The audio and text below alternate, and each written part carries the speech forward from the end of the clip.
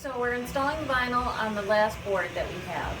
So we've laid out 3 tables, our main table holding our board, a gap off to the side for excess vinyl on the far side, and a table in the back for the whole vinyl roll. Now the reason why we have extra on the side is because we aren't wrapping the board.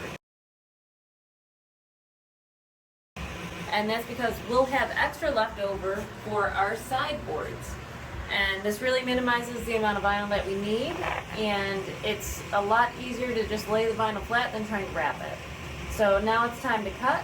I've already lined up my corners, so I'm going to be on the underside of the board cutting up so I can get a very clean line going right against our board. So the creeper makes this a little bit handy so I'm not laying on the dirty floor and I can see very well what I'm doing.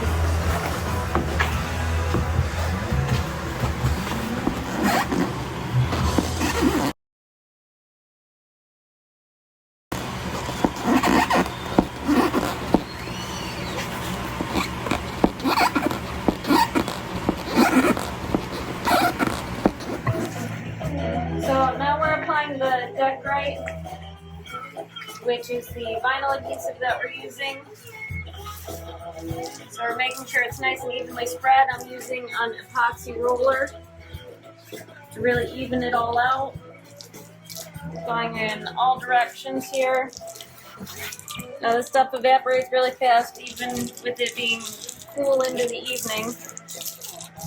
So you gotta work pretty fast with it.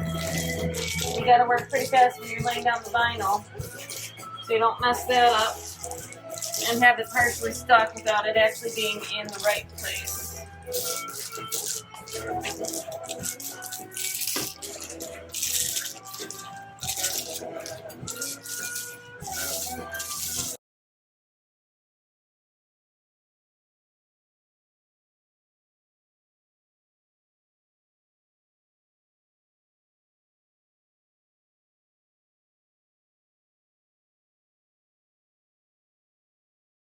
So we are installing the vinyl. This is actually the second board that we're doing.